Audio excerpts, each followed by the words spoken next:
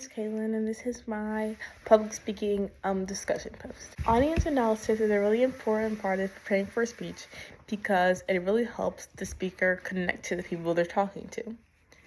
When you understand what your audience needs or like what they care about, it's easier to deliver a message that seems meaningful and relevant. In Dr. Curry's commencement speech, he spoke directly to the graduates.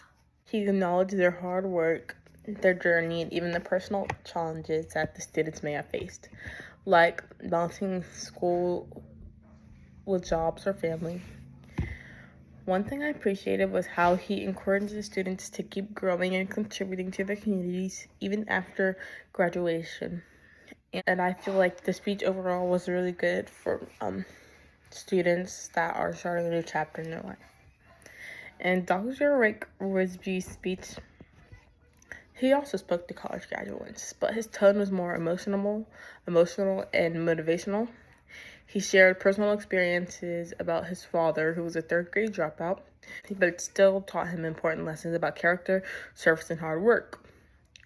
When he said, "Make sure your servant's towel is bigger than your ego," it stood out because it was a very simple but powerful and clearly meant to leave graduates with something they could carry with them forever. In Mohammed Tani's speech, he tailored to an audience that may have felt misunderstood or struggled with confidence because of his many emotional stories. For instance, one of them about his friend named Nazi, whose father never was really proud of him. And one day in college, when he got straight A's, he called his father, and his father basically said that he didn't care that he got straight A's. Said he was busy, and for him to call him back later. And then that next day, Nazi was in the hospital. And I feel that all of Muhammad Khatani's emotional stories really made the audience connect with him emotionally because he balanced humor and seriousness, made the speech really both entertaining and powerful. The delivery techniques that stood out to me were in Dr. Curry's speech. I noticed his genuine tone and steady pace in his voice.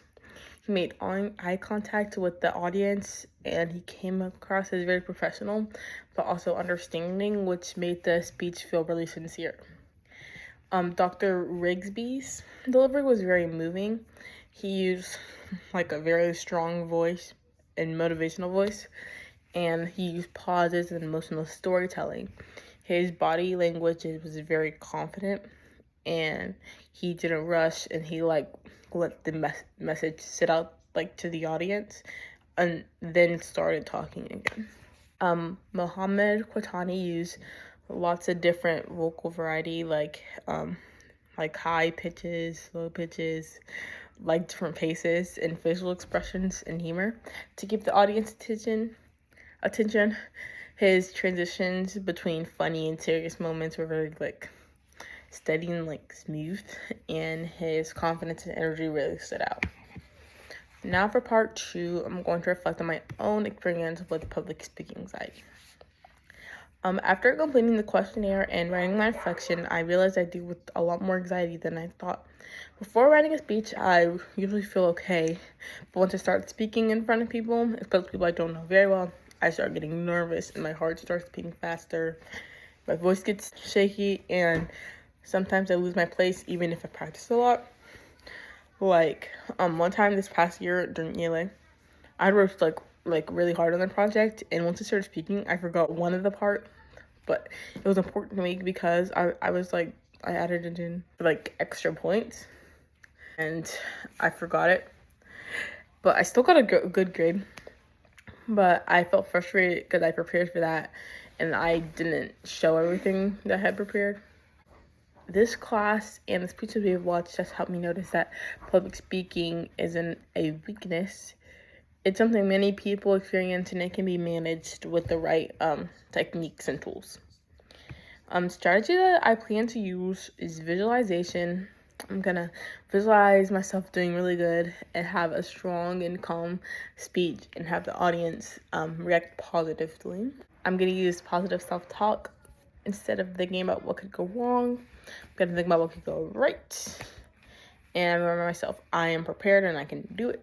And I'm going to be practicing in front of people I don't know well. I usually practice in front of people I'm comfortable with, and I feel that that's not always good because I see these people on a daily basis and like know them.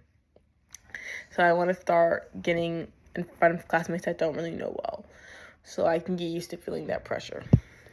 I know public speaking will probably never be completely and easy for me, but I hope it'll get easier with practice. My goal isn't to erase anxiety completely, just to manage it and keep improving. I'm grateful for the tools and techniques I've learned in this class so far, and I'm excited to keep growing as a speaker. Thank you for watching.